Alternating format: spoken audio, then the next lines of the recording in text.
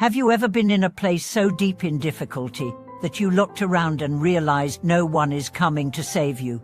Have you had those nights where the room felt heavy, the air thick with uncertainty, and every possible exit seemed locked from the outside?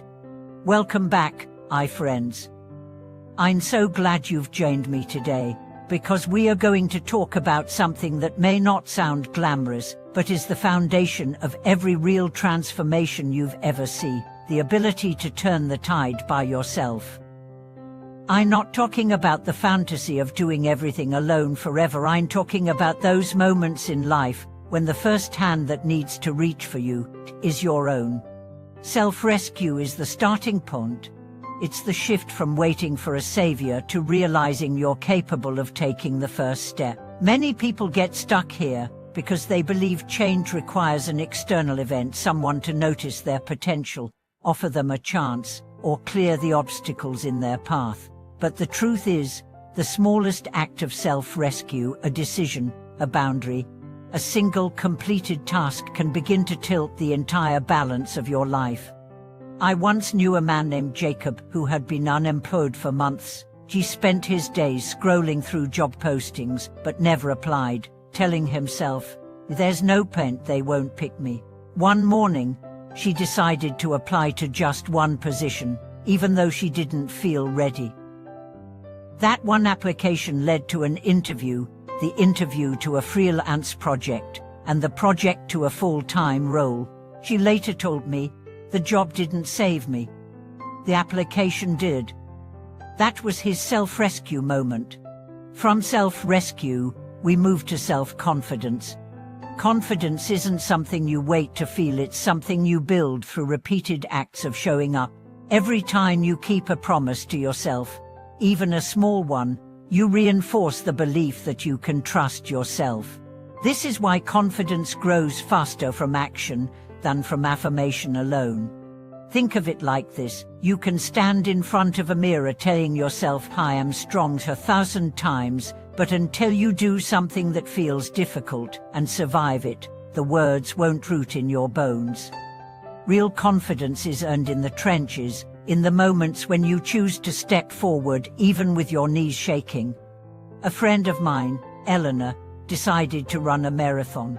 At the start, she couldn't run a single mile without gasping for air. Instead of focusing on the 26 miles ahead, she focused on running just a little farther than the day before. With every training run, her body grew stronger, but more importantly, her self-trust deepened.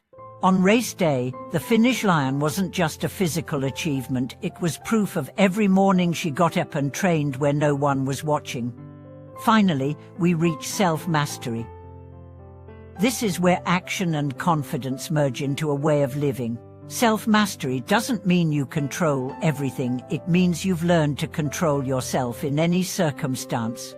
It's about knowing your triggers and managing them, setting goals and pursuing them without being thrown off by every distraction or setback. Self-mastery also involves emotional regulation. I once coached an executive named Priya who led a team through a corporate merger. The uncertainty was immense and tensions ran high. Priya's strength wasn't that she never felt anxious, it was that she had built practices to keep herself grounded. She meditated every morning, reviewed her priorities before opening email, and took 5 deep breaths before responding to challenging questions. Her steadiness became the anchor for the entire team. That's self-mastery in action. And here's the key thread tying these stages together: each one is built on the one before.